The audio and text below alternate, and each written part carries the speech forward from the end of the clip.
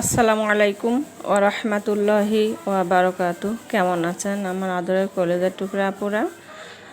আল্লাহ সবাইকে ভালো রাখার তৌফিক দান করুন ও সুস্থ রাখুন, এই দোয়া সবসময় করছি এবং আপনাদের দোয়া আশীর্বাদে আমিও ভালো আছি আলহামদুলিল্লাহ। আল্লাহর কাছে শুকরিয়া জানাচ্ছি। আপুরা, আজকে আমি মুরগির গোশত নিয়ে হাজির হয়েছি। দেশি মুরগির গোশত আমি আজকে রান্না করব।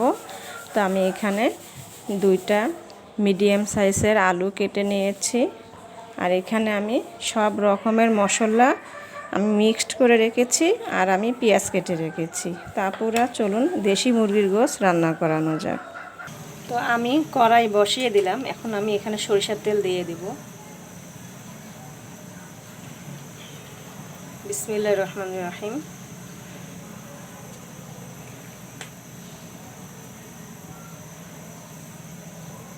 সরিষার তেল দিয়ে দিলাম।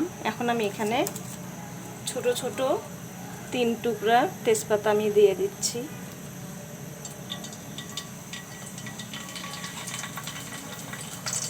আমি এখন পেঁয়াজ দিয়ে দিব।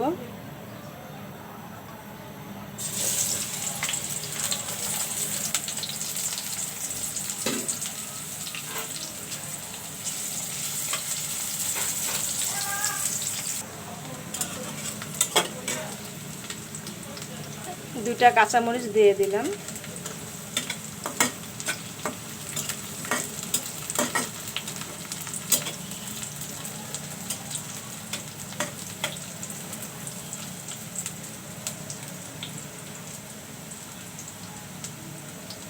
মশলা মিক্সড করে রেখেছি, সেগুলো দিয়ে দিব।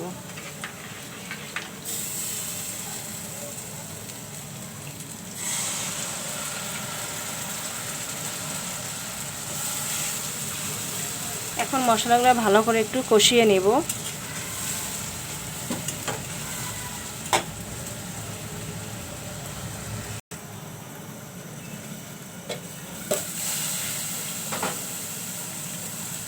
মশলা কষানো হয়ে গেছে, এখন আমি মুরগির গোশতগুলো দিয়ে দিব।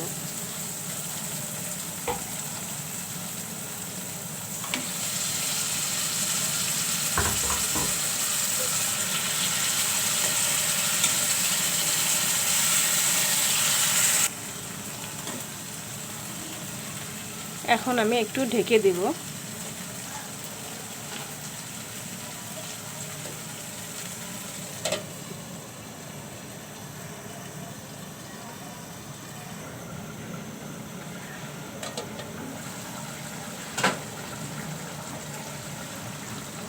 এখন আমি এখানে আগের থেকে আলু কেটে রেখেছিলাম মাঝারি সাইজের 2টা, সেই আলু কাটাগুলো দিয়ে দিচ্ছি।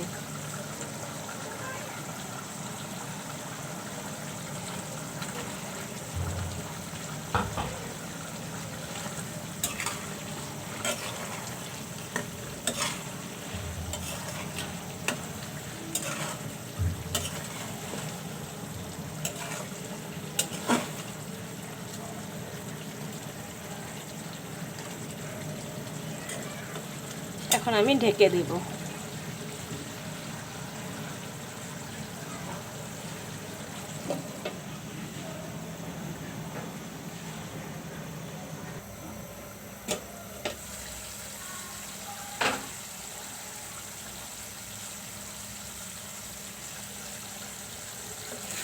তো আমি এখন একটু ঝোলের পানি দিয়ে দেব।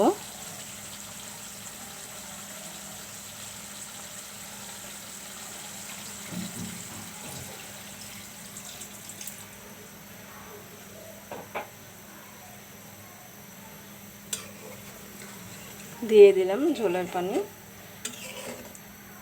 আলুটাও সিদ্ধ হয়ে আসছে, এখন বলক উঠলে আমি নামিয়ে নেব। তো আপুরা, আমার মুরগির গোশত রান্নার ভিডিওটা কেমন হলো অবশ্যই কমেন্ট ও শেয়ার বেশি বেশি করে জানাবেন, এবং লাইক দিন ও সাবস্ক্রাইব করতে একদমই ভুলবেন না। সাবস্ক্রাইব করে বেল বাটনটি ক্লিক করুন, পরবর্তী ভিডিও দেখার জন্য আমন্ত্রণ রইল। তো আমি এখন আবারও একটু ঢেকে দেব।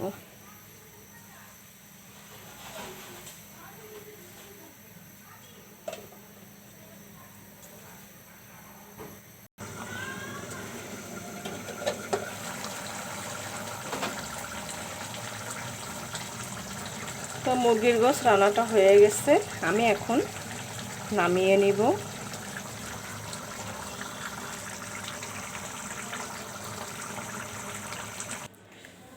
হয়ে গেল মুরগির গোশ আলু দিয়ে রান্না করলাম। তো আপুরা সবাই ভালো থাকুন ও সুস্থ থাকুন। আল্লাহ সবাইকে সুস্থ রাখার তৌফিক দান করুন, এই দোয়া কামনা করে রেখে দিচ্ছি। কথা হবে আগামীকালকে। আমার ভিডিও প্রতিদিন বিকাল 4টায় আপলোড হবে, সবাইকে দেখার জন্য আমন্ত্রণ রইল। আসসালামু আলাইকুম ওয়া রাহমাতুল্লাহি ওয়া বারাকাতুহু।